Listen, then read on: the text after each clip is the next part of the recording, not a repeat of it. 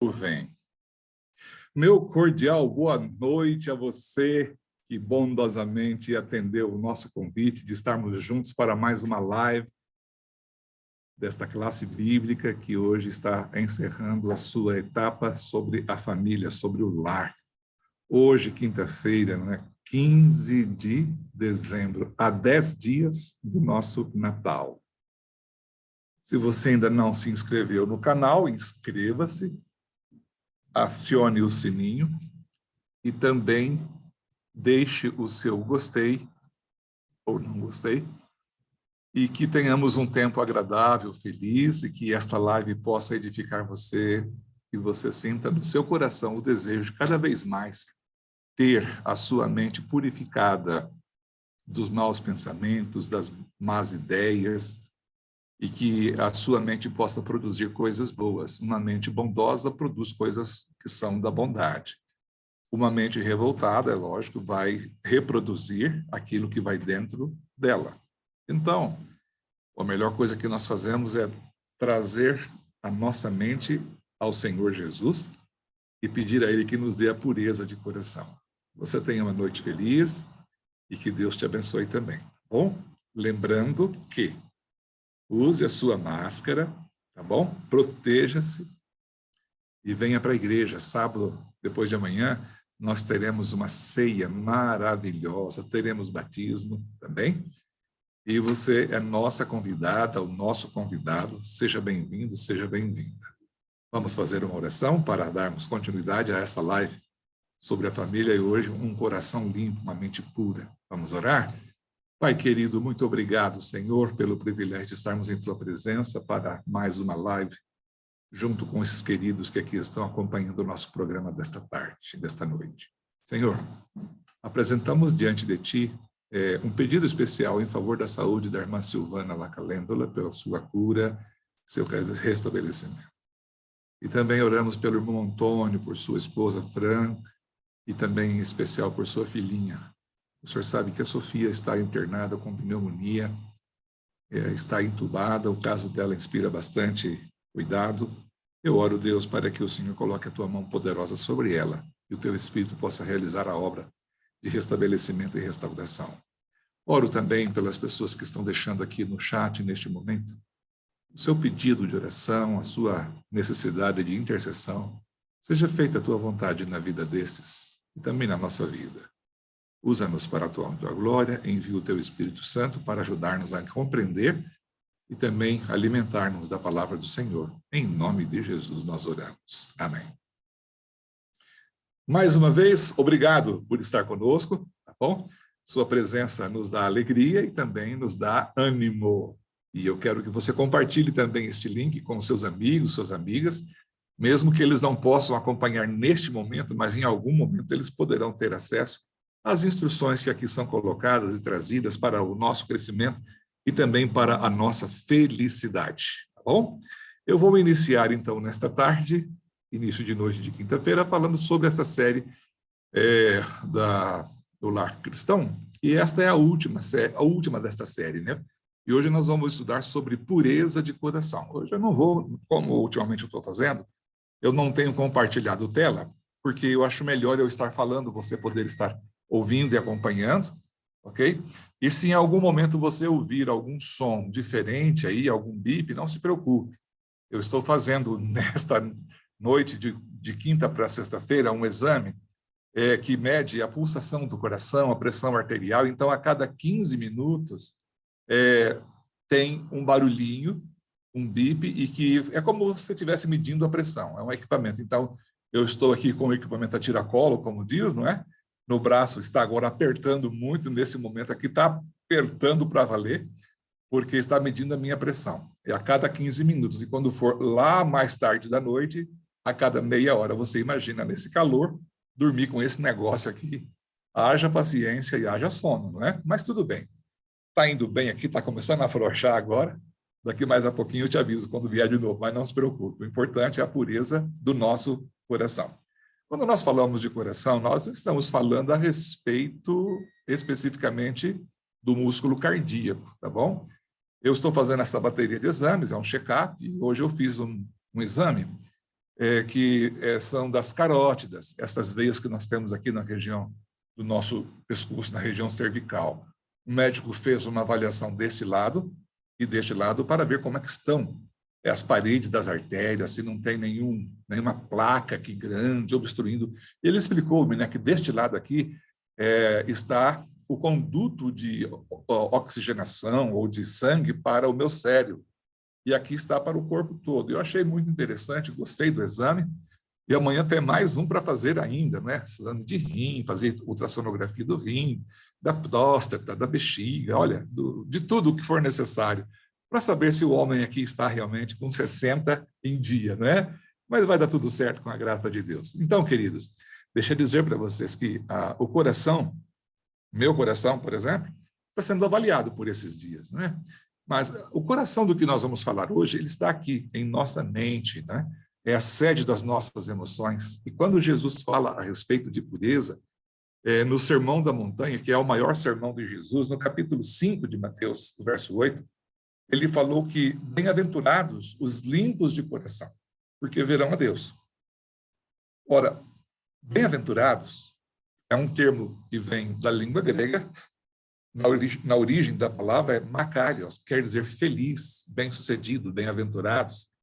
São os limpos de coração, as pessoas que têm uma mente limpa, né? Um coração limpo, um coração puro. Isso que significa ser limpo de coração, é não ter a maldade, não ter a malícia exacerbada em nossa mente. Se bem que Jesus fala assim, sede simples como as pombas e prudentes como a serpente.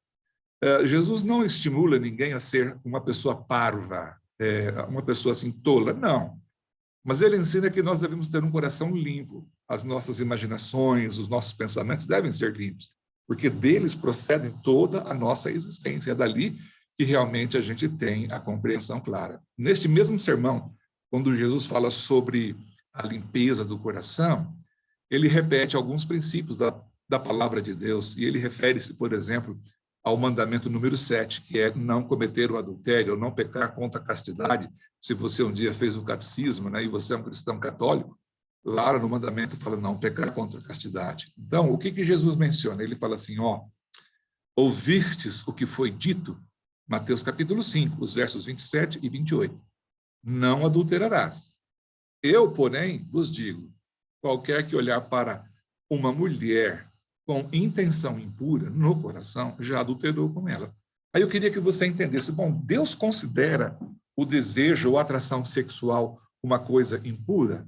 Vamos entender isso. Primeiro de tudo, nós temos que entender que foi Deus quem estabeleceu o princípio crescer e multiplicar. A raça humana só cresceu e se multiplicou porque homem e mulher tiveram relacionamento íntimo, tiveram relação sexual. Então, pensando nisso, nós temos que entender que não é pecado você ter o desejo sexual, desde que esse desejo seja dentro do princípio. Você com a sua esposa, ou você com seu marido. Então, quando diz aqui qualquer que olhar para uma mulher com intenção impura, esta mulher não sendo sua própria esposa. Até porque não existe impureza dentro do relacionamento conjugal. Paulo diz, bendito seja entre vós o matrimônio e o leito sem mácula. Então, a impureza consiste num relacionamento extraconjugal, fora do relacionamento marido e mulher. Aí é quando começa a reinar a moikeia, a porneia, né, que são termos em grego também que tem a ver com deturpação e também com desvio de conduta sexual. Mas ninguém pode determinar a minha conduta sexual. A questão não é determinar a conduta sexual. Dentro do princípio cristão bíblico, nós estamos falando dentro de um princípio cristão bíblico, ok? Deus estabeleceu que o sexo entre homem e mulher deveria ser dentro de um relacionamento familiar, conjugal, ok? Deus não planejou que um homem e uma mulher tivessem relacionamento íntimo fora do casamento. Então, esta é a visão bíblica, que a sexualidade ocorre entre pessoas de sexo diferente, um homem e uma mulher e um homem, ok? Então, quando Jesus fala aqui sobre a pureza, ele fala, se você olhar para uma mulher e começar a alimentar pensamentos sensuais, libidinosos com aquela pessoa, com aquela mulher, em seu coração é como se você já tivesse cometido o próprio ato. Para você ver que a lei não é apenas a letra, mas o espírito da lei. Como quando diz, não matarás, não é só você pegar uma arma ou um objeto pérfuro cortante, né? Que pode cortar e furar uma faca, uma tesoura e agredir alguém.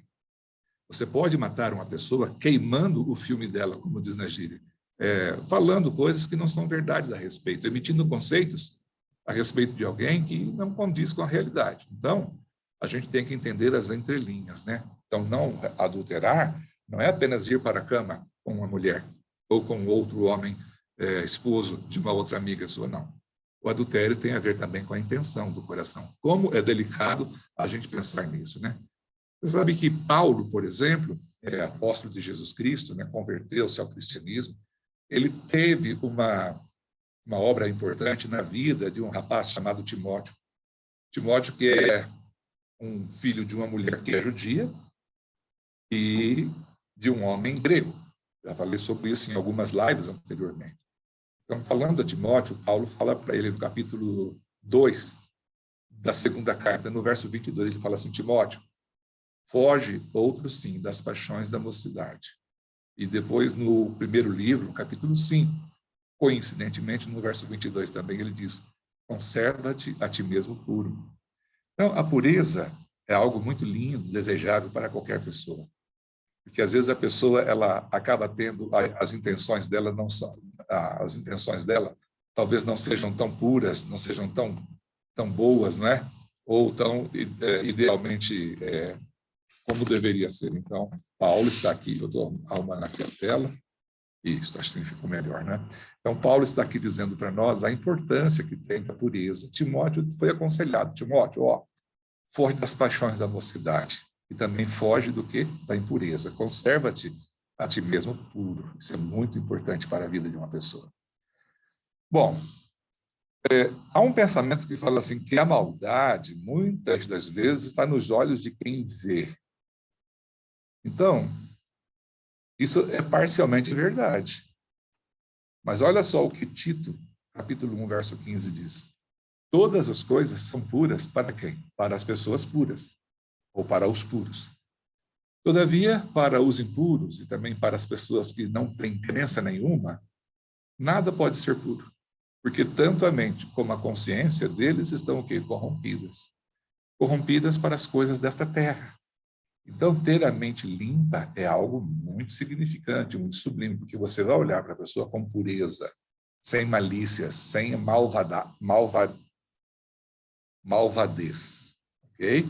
Você vai olhar para a pessoa sem maldade nenhuma, sem nenhum tipo de preconceito. E isso é muito importante. E cada vez que você olhar para uma pessoa, procure olhar na pessoa, olhando para os seus olhos. Quando você olha para uma pessoa nos olhos, você inspira confiança e você passa confiança também. Os nossos olhos têm um poder tremendo sobre a nossa vida, sobre aquilo que nós somos e como nós somos interiormente. Você deve ter ouvido mais de uma vez, se não ouviu, estará ouvindo pela primeira vez, a história de um rapaz chamado José. José foi filho de Israel, né? Jacó, que amou a Raquel, e Raquel não podia dar filhos a ele, e quando ela já estava bem madura, foi que ela conseguiu conceber, e teve um filho por nome José, e depois, mais tarde, um outro filho por nome Benjamim, e quando nasceu Benjamim, infelizmente ela veio a falecer. Esse José tem uma história linda, eu sou fã de José, eu me identifico muito com José. Então, José, quando ele estava ali com seus 16, 17 anos aproximadamente, ele acabou sendo vendido por seus irmãos que o odiavam por causa da pureza dele. E o odiavam também porque o seu pai tratava José de maneira distinta, porque José era irmão por parte de pai, mas não por parte de mãe. Então, eram algumas mães, um pai só e vários irmãos, e esses irmãos, nem todos eles eram filhos da mesma mãe. Você imagina que confusão era. E José foi vendido para o Egito. E quando ele foi vendido para o Egito, foi para a casa de Potifar, que era o comandante do exército ali de Faraó. E a mulher de Potifar, ela viu que José era um rapaz muito elegante. A Bíblia diz que ele era bonito de porte e de semblante. Então, era um homem atrativo. E ela começou a desejar aquele rapaz com ela na cama. E ela partiu para cima dele. E quando ela o convidou, deita-te comigo, ela falou na cara dura, deita-te comigo. Ele falou, não. E talvez ela tenha perguntado, mas por que não? Então José disse, como, pois, cometeria eu tamanha maldade e pecaria contra o meu Deus? Sabe o que eu acho interessante? José poderia ter arrumado outras escusas, outras explicações, outras desculpas, não é? Outras saídas. Mas ele não teve dúvida, ele falou o seguinte, olha, eu estou agora confabulando, tá bom? Não é o que José falou. Eu estou aqui trabalhando, tentando mergulhar na mente de José. Ele poderia ter falado para você, olha, eu até tenho condição de deitar com você, mas é uma escolha que eu estou fazendo. Sabe por quê? Em primeiro lugar, eu temo a Deus. E também o meu Senhor confiou tanto em mim, eu não posso fazer essa maldade contra Potifar, que confiou em mim todas as coisas. Ninguém nessa casa é maior do que eu. Então, eu não pecaria e nem cometeria tamanha maldade contra o meu Senhor, e muito menos cometeria tal pecado contra o meu Deus. Então, às vezes as pessoas ficam arrumando muitas explicações para o erro, e aqui nós vemos José dando uma resposta clara, bem distinta, é a seguinte, eu não vou, não quero, não preciso. Até porque não posso fazer essa maldade com o meu Senhor, e muito menos pecar contra o meu Deus. Que exemplo bonito de pureza de coração, não é? Deus te ajude a ter uma mente assim. Agora, a gente faz parte da família de Deus, somos filhos e filhas de Deus, você sabia disso? Você é um filho, uma filha de Deus. E no livro de Efésios, Paulo escrevendo aos cristãos de Éfeso, ele fala sobre a impureza, né? Ele fala assim, da impudicícia e toda sorte de impureza ou cobiça, nem sequer se nomeia entre vós, como convém a santos. Ele fala, e muito menos, nem conversação torpe, e nem palavras vãs ou chocarrices, coisas essas inconvenientes. Antes, pelo contrário, ações de graça. Então, nós temos que ter na vida um comportamento que seja de pureza, não de cobiça, de avareza, ok? E as nossas conversas devem ser conversas frívolas, banais, conversas de baixo nível. E muito menos palavras que sejam palavras que se perdem. E também ele aconselha aqui a respeito de chocarrices, essas coisas de muito riso desnecessário. É bom o riso, é bom ter um coração alegre, mas cuidado com o chocarrice. Zombaria, sabe? Você tirar a casquinha de um, tirar a casquinha de outro. Toda vez que alguém dá risada, vai dar risada em cima de alguém. Vai se divertir às custas de outra pessoa. Então, talvez, enquanto você ri, tem gente chorando, porque se sente desprezado, humilhado, ultrajado. Então, o povo de Deus é divertido com respeito a essas coisas. Jesus, ele não era uma pessoa antipática. Não. Ele não diz que você tenha que ser antipático ou antipática, mas ele diz que você deve cuidar para que aquilo que você fizer seja de acordo com a vontade de Deus. Olha, vai apertar meu braço de novo, mas deixa apertar, tá bom? Nós temos na Bíblia algumas expressões como homem natural, homem carnal e assim por diante, homem espiritual. Então, Gálatas capítulo 5, verso 19, fala de alguns comportamentos que estão relacionados às pessoas que ainda não nasceram da água e do espírito. Nasceram apenas de pai e mãe, nasceram apenas biologicamente. São conduzidos, são dominados pela paixão da carne. E aí o apóstolo fala assim, olha, no livro de Gálatas, capítulo 5, verso 19. Ele fala que as obras da carne são conhecidas. E aí ele começa a enumerar. Ele começa por 3 tipos de obras da carne, que elas estão intimamente relacionadas. Por exemplo, ele fala sobre prostituição, depois ele fala impureza e fala sobre lascívia. Se você observar, a prostituição, ela vem oriunda do quê? Da impureza. E a impureza, ela vem oriunda do quê? Da lascívia, da sensualidade, desse desejo para as coisas que são sensuais, que conduz alguém ao pecado da imoralidade. E aí você poderia perguntar, fazer sexo é uma coisa imoral? Não, desde que seja entre você e seu cônjuge, marido e mulher, homem e mulher, não tem nada de errado. Ok? Muito bem. Seguindo um pouquinho mais adiante, Paulo fala que as pessoas que têm essas práticas da prostituição, da impureza, da lascívia, e ele vai com uma outra série, se você ler o capítulo todo, capítulo 5, verso 20 em diante, ele fala assim, olha, as pessoas que vivem nesta condição não herdarão o reino de Deus. Pode parecer duro, mas é uma realidade.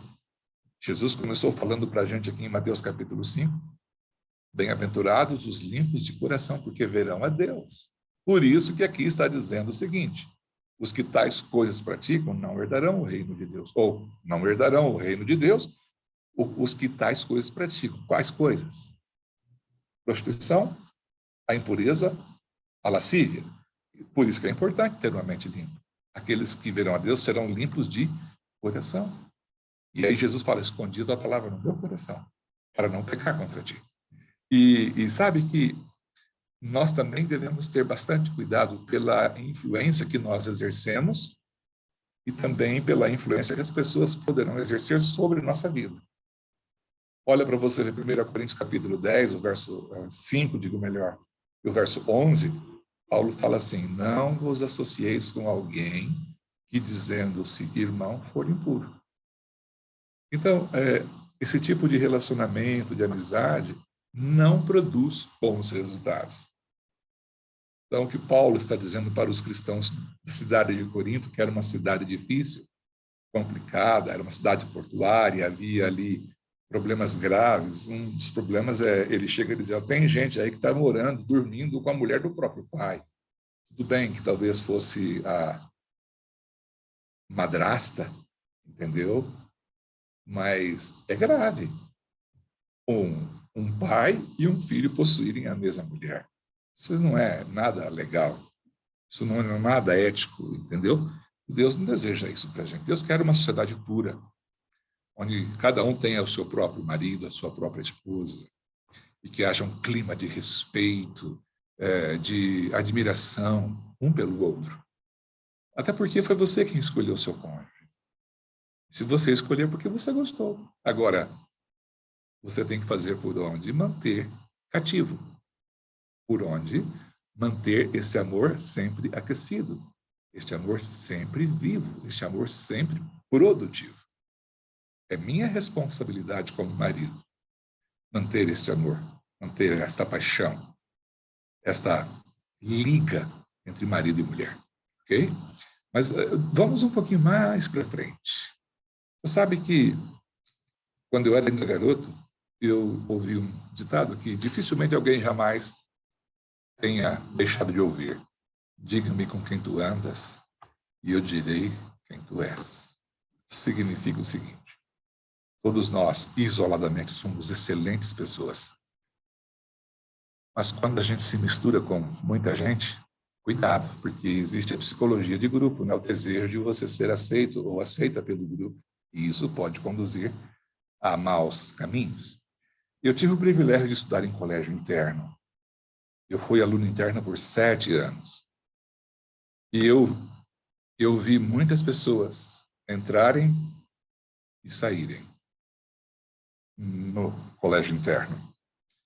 E eu vi pessoas que se deram mal. Não eram pessoas más, mas associaram-se com pessoas ruins.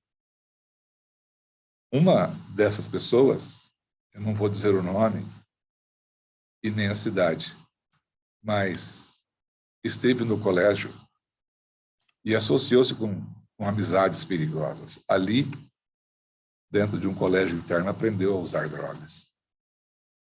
E este rapaz foi encontrado morto, com uma agulha espetada no braço dentro de um banheiro numa cidade de algum lugar do Brasil, morto.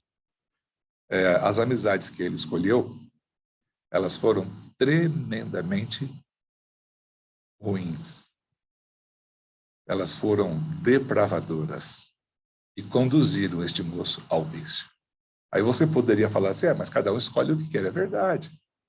Mas a influência, essa, meu amigo, todos nós exercemos e todos nós podemos ser influenciados.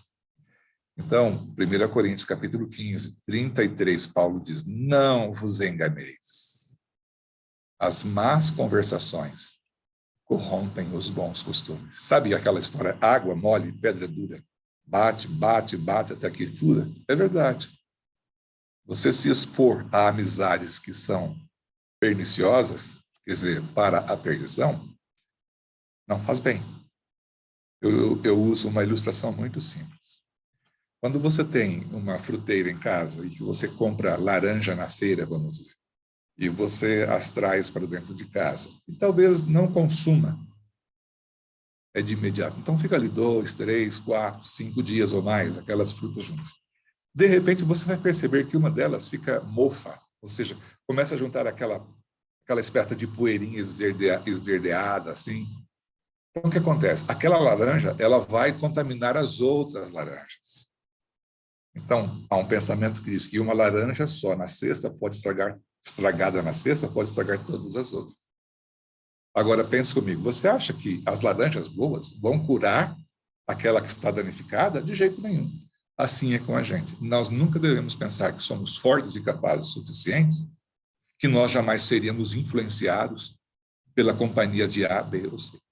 Deixa eu dizer para você, eu fui um menino que comecei a trabalhar muito cedo, com 12 anos de idade. Eu tenho meu primeiro registro em carteira foi dos 13 para os 14 anos de idade. Meu primeiro trabalho foi numa delegacia de polícia, como se fosse office boy. Trabalhei mais de ano ali, aprendi muita coisa interessante. E eu, naquela época, a delegacia tinha ao lado a cadeia pública. Quantas pessoas estavam ali naquela cadeia, sabe por quê? Porque se meteram em amizades, com amizades não boas. E cederam à pressão de grupo. E acabaram cometendo determinados atos que os tornaram inaptos para viverem no meio de uma sociedade. Então, querido, você principalmente que tem filhos e filhas, ajude-os a fazerem boas escolhas. Porque você é pai, você é mãe. Estou falando para alguém que é filho, cuide também você das amizades que você talvez esteja cultivando, tá bom? Porque a Bíblia diz, não vos enganeis. As más conversações corrompem os bons costumes, ou seja, a gente vai ter prejuízo e prejuízo grande. A Bíblia, ela traz, assim, algo maravilhoso. E aqui diz, não vos enganeis, de Deus não se zomba. Pois aquilo que o homem semear, isso também o que ceifará. E a razão está aqui. Porque o que semeia para a sua própria carne, da carne colherá o quê? Corrupção. Mas o que semeia para o Espírito, do Espírito colherá vida eterna. Então, esse princípio é claro. Tudo o que nós semeamos vai brotar, vai germinar e vai produzir fruto. E às vezes é uma sementinha de nada, mas ela reproduz tanto fruto, tanto fruto. A Bíblia diz assim, quem planta vento, colhe tempestades. Então vamos cuidar com aquilo que nós estamos semeando na nossa passagem, ao longo do caminho. Porque Deus, ele não se deixa escarnecer, né? De Deus não se zomba. Tudo aquilo que o ser humano plantar, com certeza esse camarada vai colher aquilo que ele estiver plantando. Gálatas capítulo 6, verso 7 e verso 8 fala sobre isso. Bom, às vezes nós temos medo, né, de nos posicionar quanto ao que é certo, ao que é errado. Efésios, no capítulo 5, nos ensina o seguinte, algo muito importante e muito significativo. Ele fala assim, 5, verso 11 e 12. Não sejais cúmplices nas obras infrutíferas das trevas, antes, porém, reprovai-as. Porque o que eles fazem em oculto, o só referir é vergonha. Deixa eu dizer para você, quando nós tomamos uma posição ao lado daquilo que é correto, não precisa temer. Há um pensamento de Ellen White que diz assim, que Deus procura homens e mulheres que não se comprem e nem se vendam, homens e mulheres que sejam tão fiéis ao dever como a bússola é ao polo, homens e mulheres que fiquem ao lado da verdade, mesmo que os céus sejam abalados. Olha que pensamento importante. Muito aplicável para o tempo em que estamos vivendo. Homens e mulheres que não se comprem e nem se vendam. Okay? Então, veja só, a gente precisa reprovar aquilo que é errado, com firmeza, mas com respeito, com delicadeza, mas com firmeza. Por quê? Porque as pessoas, elas às vezes fazem coisas escondidas que quando vêm para a luz, é horrível. Então, mesmo sem trazer à luz, já é vergonha. Só de mencionar é vergonha. Então, Paulo está aqui falando de maneira muito clara. E você sabe que a cidade de Sodoma e Gomorra, Babilônia e Jerusalém, elas são apresentadas como símbolo da destruição que aguarda o mundo. Né? Então, vejam bem vocês que a gente precisa entender isso com muita clareza. E a nossa linguagem, o que dizer disso? Quando eu li esse pensamento na Bíblia há muitos anos atrás, pela primeira vez, eu fiquei impressionado. Porque Efésios capítulo 4, verso 29, Paulo fala assim, o apóstolo, né? Olha, não saia da vossa boca nenhuma palavra torpe. E ele diz, unicamente, sim, unicamente a que for boa para quê? Para a edificação. Conforme a necessidade, e assim transmita graça às pessoas que ouvem. Sabe, tem pessoas que são tão belas, tão simpáticas, se apresentam, têm uma presença de palco, vamos dizer assim. Mas quando essas pessoas abrem a boca para falar, só falam besteira, só falam asneiras, sabe? As palavras asneiras vêm de asno, de burrice, sabe? De tolice. Então, a Bíblia diz, não saia da vossa boca nenhuma palavra torpe, ou palavra torpe, palavra assim rude, palavra negativa, palavra que destrói, entendeu? Mas unicamente o que é? As palavras que forem boas para edificação. E também, se houver necessidade de falar, porque nem sempre é necessário falar. E quando você faz isso, você transmite para as pessoas o que é a graça, para as pessoas que estão ali para ouvir você. Tem um texto muito importante na Bíblia, que revela a condição dos dias lá do passado, mas trazem uma comparação dos dias do passado com o tempo atual, tempo do dilúvio. E aqui diz assim, Gênesis capítulo 6. Nós vamos ler alguns versos aqui salpicados, tá bom? Por exemplo, o verso 1, o 2, o 7 e depois o verso 11. Como se foram multiplicando os filhos dos homens na terra, eles nasceram filhas, vendo os filhos de Deus que as filhas dos homens eram formosas, tomaram para si mulheres, as que, entre todas, mais lhe agradaram. E isso não foi legal. Então, o que Deus faz? Deus diz assim, eu vou fazer desaparecer da face da terra o homem que eu criei. E aí o verso 11 diz que a terra estava corrompida à vista de Deus e cheia de violência. Que tristeza, aquilo que Deus fez com tanto amor, com tanto carinho, agora degradada, corrompida, vilipendiada e arruinada por conta do pecado, da maldade que havia, a corrupção que havia chegado ao coração das pessoas. Deus não queria que isso fosse se instalado aqui em nosso mundo. E Deus resolveu fazer o quê? Pôr um fim, destruir a terra, e veio então o dilúvio e os destruiu a todos. Por que Deus destruiu Sodoma? A Bíblia fala sobre isso. Em Gênesis nós encontramos esta narrativa que diz assim, que os homens de Sodoma eram maus e grandes pecadores contra o Senhor. Gênesis 13, o verso 13. E o livro do profeta Ezequiel, no capítulo 40, o verso 50 fala que eles foram arrogantes e fizeram abominações diante de mim, pelo que, vendo isto, as removi dali. Ora, esses textos de Gênesis, capítulo 19, do verso 1 até o verso 9, e 2 Pedro, capítulo 2, dos versos 6 ao verso 8, mostram que eles eram excessivamente corruptos na questão moral. Por isso que Sodoma e Gomorra foram destruídas e foram banidas da terra, né? E aí Deus tem um convite, Deus faz um chamado. Ele fala assim, em Isaías 55, do verso 7, deixe o perverso ou o ímpio o seu caminho, e o homem mau ou o iníquo os seus pensamentos. Converta-se ao Senhor, que se compadecerá dele, e volte-se para o nosso Deus, porque é rico em perdoar.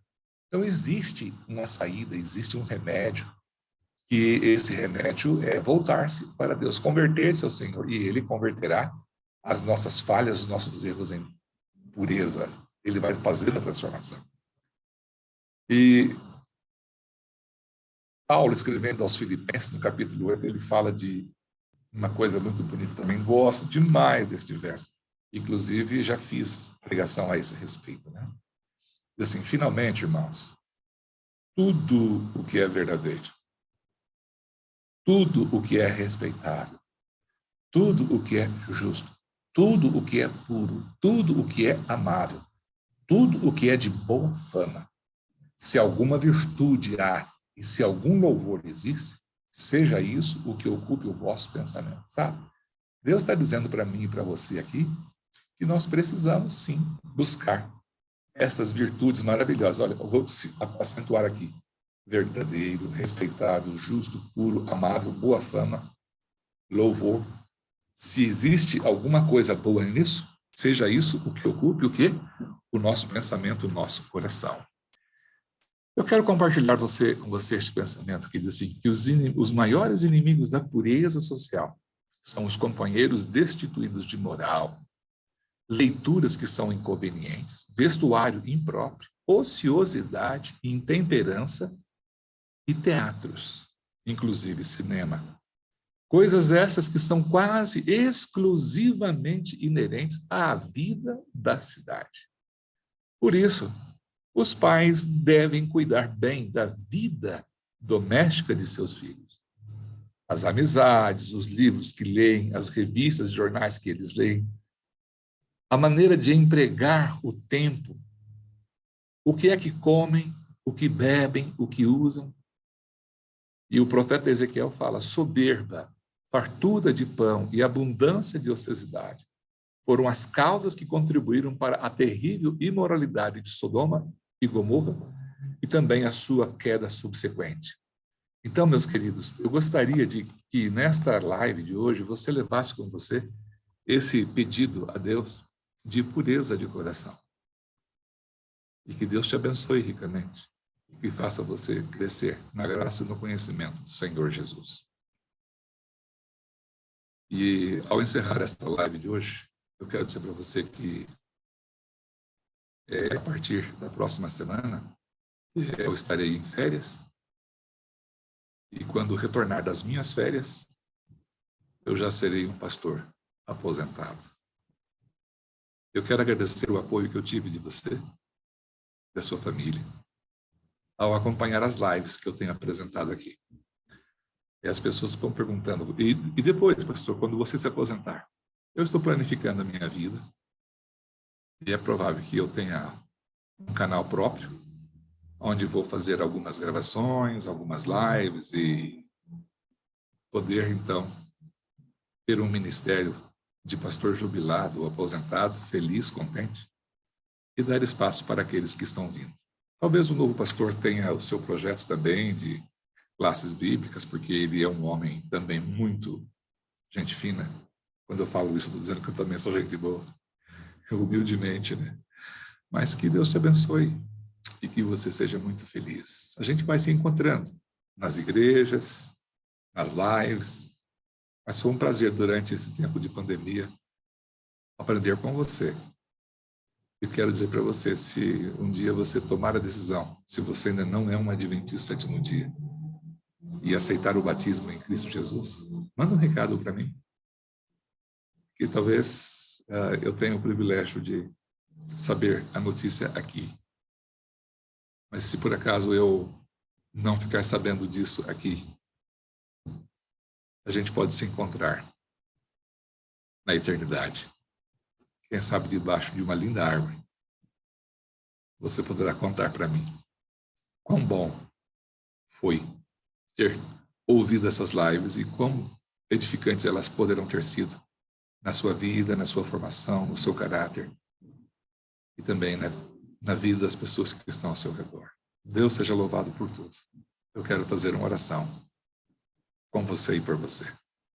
Pai querido, muito obrigado por esse tempo todo que temos investido aqui nestas lives, trazendo da melhor forma possível o conhecimento da palavra de Deus e também o enriquecimento espiritual. Pessoas que poderão ter acesso a esses materiais, que aceitarem a Jesus, toda a honra e toda a glória e todo o louvor seja para Ele.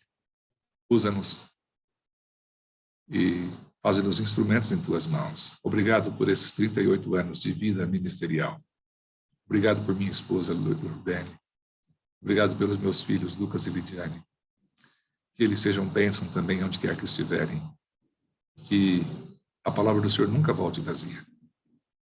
Obrigado, Deus. Em nome de Jesus. Amém.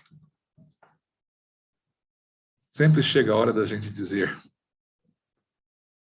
adeus, né? O meu desejo sincero é que Deus faça frutificar a semente que a gente está plantando. E que o fruto ou os frutos venham em abundância, mediante a chuva do Espírito Santo, para molhar a terra, que é o terreno do nosso coração.